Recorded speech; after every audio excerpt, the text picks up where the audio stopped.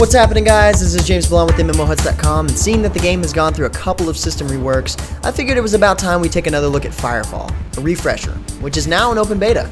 It's been quite some time since I've logged into FireFall, and I know a lot has changed. The world has expanded a decent amount, and the Battleframes have changed in several different ways.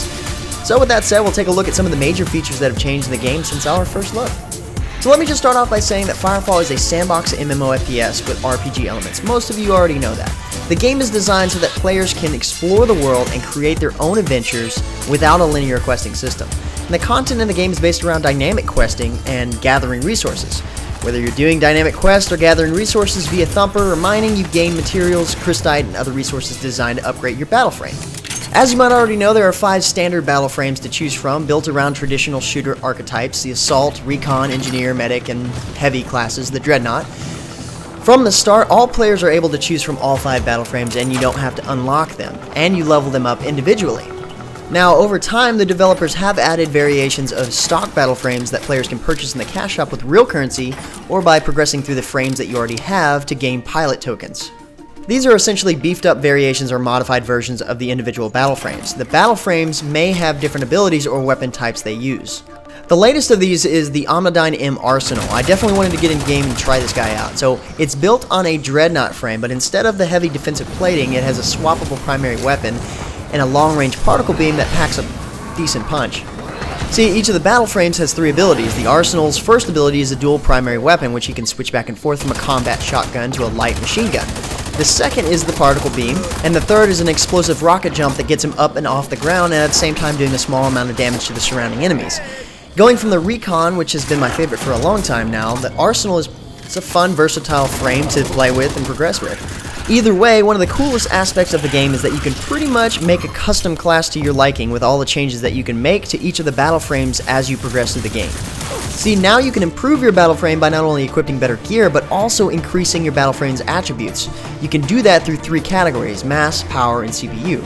These give you elaborate control and customization to your Battleframe. Plus, you have to progress down these categories in order to use the good gear that you find. Well, mostly mass and power sections. For example, if you work down the mass segment, it can allow you to carry heavier gear, or you could carry less and speed up your movement. Working down the power section lets you carry higher power gear, increasing the offensive capabilities of your frame. Plus, if you have an unallocated power, you can allocate it to your weapon and abilities to increase their attributes. So with all that, you can get tons of customization, but at first it can be a little bit confusing, but overall it's a cool way of going about customization and attributes. Either way, if you're trying to equip gear, it does show you what you'll require in order to equip it. Plus, the game does a good job showing you how to do all this stuff in detailed tutorial videos built right into the game. FireFall, your character is super. The CPU category focuses more on crafting efficiency, and I can't really go into much about that because I didn't get into crafting, but from the looks of things, it's pretty well thought out. Crafting is definitely a strong point in this game, and it ties into the detailed Battleframe customization. And while we're on customization, they've added quite a bit of customization to the way you can make your Battleframe look. Most of it's cash shop based and has to be purchased with red beans, which are purchased with real currency, but some of it, like the basic frame color, doesn't cost you anything to change. And the same thing goes for the new use stations. They've now made it so that way you can go back and change how your player actually looks. They still don't really have any new hairstyles, faces, or voices to choose from, but they do have some accessories to add on, like masks and hats and whatnot. And some are paid for and some are free. You just have to kind of go out there and find them. Alright, so now for the big question. What is there to do in FireFall since it's not supposed to be linear? Well, they've added some new quest lines to the game through the first and second stage of open beta as a way of giving the player base more content and at the same time revealing the storyline and the reason why the Chosen army is there. For those of you who don't know, the Chosen are these guys, the PvE that sort of resembles the Battleframes. Well, these guys don't, but guys that want to hurt you. These guys have been in the game since the start, but until now they didn't really have a backstory on why they were there. So now you can learn a little bit more about them in Blackwater Anomaly, which is a 5-man PvE instance that players can access as an alternative to the dynamic questing in the game. But aside from that, there is another 2-part mission that is part dynamic and part instance, and it appears randomly. It's a tornado, a melding tornado. I found this while I was on my way to another hub area, and lots of players were gathered around shooting at it. The objective was to shoot these cores that were flying around the outside of the tornado all the way down to the remaining one, which was time consuming but not really that difficult as the tornado didn't really seem to fight back much, like a raid boss would at least. But once we stopped it, several of us went into the remaining core for the instance portion of the mission. And I didn't really get far because I wasn't part of a squad, but all I can say is that there was a lot of bad guys, and I pretty much died instantly. So it looks pretty cool despite my frame rate drops for some reason, and it seemed exciting, but unfortunately I didn't really get that much further. And so the tornado instance is also part of the content progression. In the current stage of beta, stage 2, which is going on currently, players are now able to work together to push back the melding. This sort of works like PlanetSide 2 on a large scale, in a sense that the Chosen are often trying to take over transit areas and demand attention of the players in that area. So your map is always getting pinged to go defend this or that from the Chosen. It's basically territory control. Sometimes it's a random drop pod with a small squad, and sometimes they're trying to take over an entire watchtower and there are tons of them. If they capture that area, and the only reason they would do so is if there wasn't enough players in that area, then their forces in that area get stronger and they're that much harder to push back. Besides the Chosen trying to capture strategic points, they also have smaller recon parties that you have to deal with in the form of the Aries mission. These, like the Chosen attacks on transit areas, come in various difficulties and they indicate whether or not a group is necessary.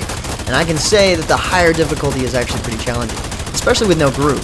But at the same time, it's kind of fun trying to pick out enemies one by one and trying to solo it while waiting for the quest to ping on other players' maps to actually come in and help out. The Aries mission can be pretty rewarding. There are about 7 different types available. A lot of the missions I encountered were the bomb missions, but I never quite got the hang of it before the rest of the players participating actually finished it. I figured out the bomb mission, but for a lot of the other ones, the instructions were limited on what to do. In most cases, if other players were around, they would just typically finish the mission very fast. I ended up getting rewards for the missions as long as I participated, but a lot of times that was just me showing up, so I didn't really get a sense of achievement. You need to find the resonators for each spectrum. Good work on the first resonator, boss. Now let's find the other 2 before it's too late. I can say, however, it is pretty cool being able to drive these crazy looking bikes around, and it makes getting to places a lot faster. Adding these mounts in the game was a big plus. I would definitely have to say the PvP scene in the game has changed drastically over time. The big one now is Jetball, the official esport of FireFall, but unfortunately, trying to queue up for the game during the time that I did, I couldn't find a match. And that's actually just because I found out that they shut down PvP in the game completely. Apparently less than 3% of FireFall's players were even interested in playing PvP. So overall, as the game stands, it's got some really cool elements, like the way you build up your Battleframe. That system, I've got to say, is really cool. But I keep asking myself, what's the point? What's the overall objective in the game? It feels like you start out with a really cool tutorial that teaches you all about the Battleframes and their abilities and how you can mod them out. But after that, you start exploring this huge world with really nice visuals, and you realize after you do the majority of the dynamic quests that the game has to offer, there's not much left to do. It's like you build up your Battleframe so that way you can do dynamics quests to gather resources, to craft things, to build up your Battleframe so that way you can repeat that process. And I guess in order to change that, I suppose they're going to have to add a linear quest line, but starting on that content this late in the game may not help much. And it's sad because the game is fun in the moment and really cool in a lot of ways. But anyway, guys, thanks for watching. If you're looking for the latest information about the game, head over to MMOHuts.com or check the description below. But until next time, guys, that's going to be it for me. I'm James Blonde. See you out there, gamers.